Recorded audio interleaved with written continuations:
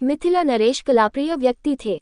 अपने राज्य में कलाप्रेमियों को प्रोत्साहित करने के लिए वे प्रायः प्रतियोगिताओं का आयोजन कराते।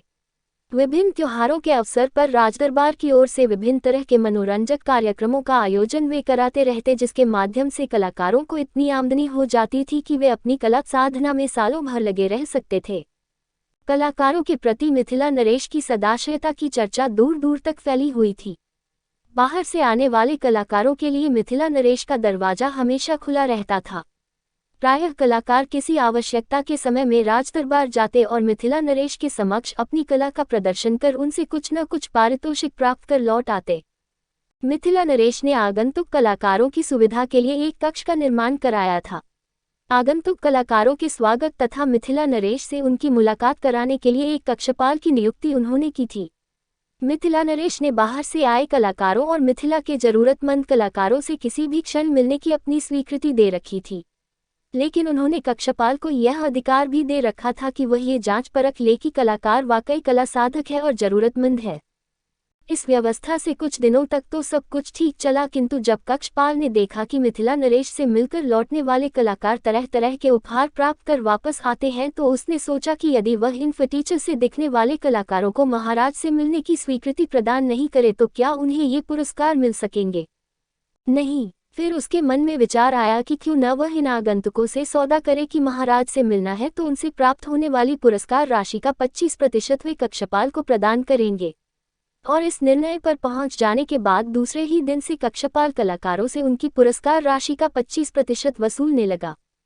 कुछ दिन यूं ही बीते, कक्षपाल के रुतबे में फर्क आ गया। कहाँ उसे कलाकारों के स्वागत के लिए नियुक्त किया गया था और कहाँ वह कलाकारों से दबंगता से पेश आने लगा। उसके कर्तव्यों में यह बात शामिल थी कि मिथिला नरेश से मिलने की इच्छा रखने वाले कलाकारों की वह जांच परख कर ले कि वह वाकई कला साधक है या नहीं। मगर वह इस नीति वाक्य को भूलकर हर उस व्यक्ति को महाराज से मिलने की इच्छा पूरी करने लगा जो उसे 25% का भुगतान करने को तैयार हो जाता। बाद में उसका साहस और बढ़ गया जब कुछ लोगों ने मिथिला नरेश के दरबार में प्रवेश के लिए उसे अग्रिम चढ़ावा देने की पेशकश की।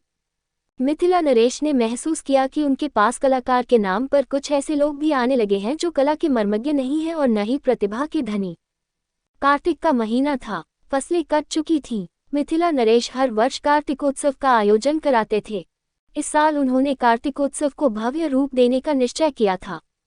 उन्होंने एक दिन गोनू झा से कहा, पंडित जी, इस वर्ष मैं कार्तिकोत्सव का भव्य आयोजन कराना चाहता हूँ।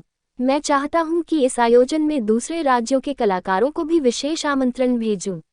मगर मुझे संकोच हो रहा है क्योंकि इस वर्ष अपने राज्य के जितने भी कलाकार मुझसे मिलने और अपनी कला का प्रदर्शन करने आए उनमें बहुत कम ऐसे लोग थे जिनमें कला के तत्व विद्यमान थे। मुझे समझ में नहीं आ रहा था कि मिथिलांचल में कला की अधोगति क्यों हो रही है। बड़े और सिद्धहस्त कलाकार इस वर्ष मुझसे मिलने क्यों नहीं आए? जब गोनू झा ने मिथिला नरेश के मुंह से ये बात सुनी तो वे गंभीर हो गए। उन्हें महाराज की बात चिंता पैदा करने वाली लगी कि इस वर्ष महाराज से मिलने राज्य का कोई भी वरिष्ठ कलाकार नहीं आया। उन्होंने सोचा कि निश्चित रूप से कोई ऐसी गंभीर बात है जिससे कलाकार राज्य विमुख हो रहे हैं, अन्यथा कला को अपने राज्य में प्रोत्साहित करने वाले मिथिला नरेश से कोई वरिष्ठ कलाकार मिलने भला क्यों नहीं आएगा। गोनू झा ने मिथिला नरेश से कहा, महाराज, आप कार्तिकोत्सव की तैयारियों का निर्देश जारी करें और मुझे 1 हफ्ते का समय दें। मुझे नहीं लगता कि 1 वर्ष में मिथिला में कला की अधोगति हो गई है। यदि राजदरबार में अच्छे कलाकार नहीं आ रहे हैं तो इसका कारण कुछ और भी हो सकता है। इस 1 हफ्ते में मैं अपने ढंग से इस संबंध में जानकारी करूंगा और मेरा प्रयास होगा कि राज्य में कला के उत्थान के लिए आपके द्वारा किए जा रहे सत्प्रयासों की राह में आ रही बाधाओं को दूर कर सकूं। मिथिला में कला और कलाकार पहले से हम और आपकी कृपा से आज भी हैं और कल भी रहेंगे। उद्धरण चिन्ह। मिथिला नरेश से विदा लेकर गोनू झा अपने ढंग से सक्रिय हो गए।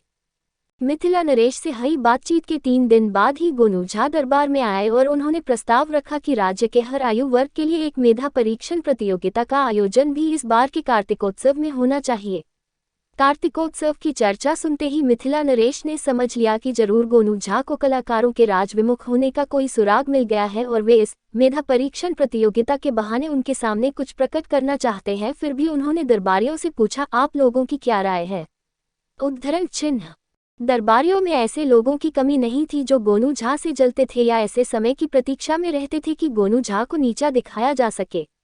ऐसे दरबारियों ने एकमत होकर मिथिला नरेश को राय दी कि कार्तिकोत्सव तो उमंग और उल्लास के लिए आयोजित होता है, जबकि मेधा परीक्षण प्रतियोगिता गंभीर प्रकृति की प्रतियोगिता है। मनोरंजन के समय गंभीर प्रतियोगिताएं रसभंग की स्थिति पैदा करेगी, इसलिए इस तरह की प्रतियोगिता कार्तिकोत्सव में नहीं होनी चाहिए। मगर गोनू झा ने मिथिला नरेश से कहा, इस तरह की प्रतियोगिता के लिए कार्तिकोत्सव से अच्छा कोई दूसरा अवसर हो ही नहीं सकता। नवान के आगमन से ग्रामीण कार्तिक में आर्थिक समस्याओं से निश्चिंत होते हैं। गरीब से गरीब आदमी अपने भोजन वसन की चिंता से मुक्त रहता है, और सबसे बड़ी बात कि कार्तिकोत्सव में राज्य भर के लोग आते हैं, इसलिए राज्य की मेधा शक्ति की पहचान के लिए इससे अच्छा अवसर दूसरा नहीं हो सकता। उद्धरण चिन्ह। मिथिला नरेश को गोनू झा का तर्क पसंद आया और उन्होंने मेधा परीक्षण प्रतियोगिता के आयोजन की स्वीकृति दे दी। इस स्वीकृति के तुरंत बाद गोनू झा ने मिथिला नरेश के सामने इच्छा जताई, महाराज, मैं भी इस मेधा परीक्षण प्रतियोगिता में भाग लेना चाहता हूँ। कोट। दरबारियों में जैसे ही गोनू झा को महाराज से यह कहते सुना कि मेधा परीक्षण प्रतियोगिता में वह भाग लेना चाहते हैं, तो उन्होंने विरोध करना शुरू कर दिया कि इस तरह की किसी भी प्रतियोगिता में राज दरबार का कोई भी व्यक्ति शामिल नहीं हो सकता। लेकिन गोनू झा ने पुनः मिथिला नरेश से कहा, महाराज, मैं इस प्रतियोगिता में अपनी मेधा की वास्तविक क्षमता की पहचान के लिए भाग लेना चाहता हूँ। मुझे पारितोषिक की अभिलाषा नहीं है। उन्होंने दरबार में घोषणा की कि दरबारी यदि उन्हें इस प्रतियोगिता में शामिल होने के लिए इस शर्त पर स्वीकृति प्रदान करे कि वे कोई भी इनाम ग्रहण नहीं करेंगे तो वे उनके आभारी रहेंगे। इस पर दरबारी शांत होकर अपने आसनों पर बैठ गए। महाराज ने गोनू झा को मेधा परीक्षण प्रतियोगिता में भाग लेने की स्वीकृति दे दी। इसके 4-5 दिन बाद मिथिला का प्रसिद्ध कार्तिकोत्सव प्रारंभ हुआ। एक पखवाड़े तक चलने वाले इस आयोजन में राज्य भर के कलाकार तो आए ही, राज्य के बाहर के भी विशेष आमंत्रित कलाकारों ने अपनी कला का प्रदर्शन किया। कार्तिकोत्सव के समापन समारोह के दिन पुरस्कार वितरण की व्यवस्था के लिए विशेष रूप से बनवाया गया बृहद पंडाल खचाखच भरा था। मिथिला नरेश पुरस्कार वितरण के लिए स्वयं मंच पर आसीन थे। सबसे पहले मेधा परीक्षण प्रतियोगिता के परिणाम सुनाए गए। गोनू झा का प्रदर्शन सर्वश्रेष्ठ निरूपित हुआ था, लेकिन उन्होंने घोषणा कर रखी थी कि वे पुरस्कार नहीं लेंगे, इसलिए उनके बाद प्रथम, द्वितीय और तृतीय स्थान पर आए लोगों को पुरस्कार दिए गए। इस पुरस्कार वितरण के बाद मिथिला नरेश ने अपनी ओर से गोनू झा को कुछ इनाम देने की इच्छा जाहिर की। तब गोनू झा ने कहा, यदि महाराज मुझे कुछ देना चाहते हैं तो मुझे मुंहमांगा इनाम दें। उद्धरण चिन्ह। उनकी बात सुनकर पंडाल में बैठे दरबारियों में कानाफूसी होने लगी। अंततः मिथिला नरेश ने गोनू झा से पूछा, हाँ पंडित जी, आप बताएं कि आपको क्या इनाम चाहिए। उद्धरण चिन्ह। गोनू झा ने कहा, मुझे नंगी पीठ पर 1000 कोड़ा का इनाम दें। उद्धरण चिन्ह। उनकी यह मांग सुनते ही पंडाल में सन्नाटा छा गया। पंडाल में बैठे ईर्ष्यालु दरबारियों के मुंह खुले के खुले रह गए। गोनू झा की मांग इतनी अप्रत्याशित थी कि दरबारियों की समझ में नहीं आया कि आखिर गोनू झा इस तरह 1000 कोड़ों की मार क्यों खाना चाहते हैं। 5-10 कोड़े में तो आदमी बेदम हो जाता है और गोनू झा 1000 कोड़े खाएंगे। यह आत्महत्या नहीं तो और क्या है। मिथिला नरेश भी हतप्रभ थे। उन्होंने गोनू झा से कुछ और मांगने को कहा, मगर गोनू झा ने कहा, महाराज, आपने मुझे मुंहमांगा इनाम देने की घोषणा की है, अब उससे मुकरे नहीं। मुझे 1000 कोड़ों का इनाम चाहिए, नंगी पीठ पर और कुछ भी नहीं। अंततः मिथिला नरेश ने गोनू झा की पीठ पर 1000 कोड़े लगाने का निर्देश दे दिया।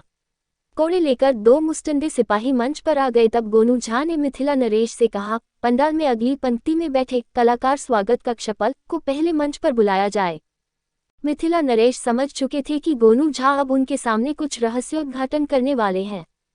उन्होंने कक्षपाल को मंच पर लाने का निर्देश दिया।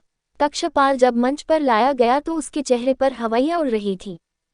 कार्तिक की ठंड में भी माथे पर पसीने को बूंदे चुहचुहा आई थी। वह डरा और सहमात सा दिख रहा था।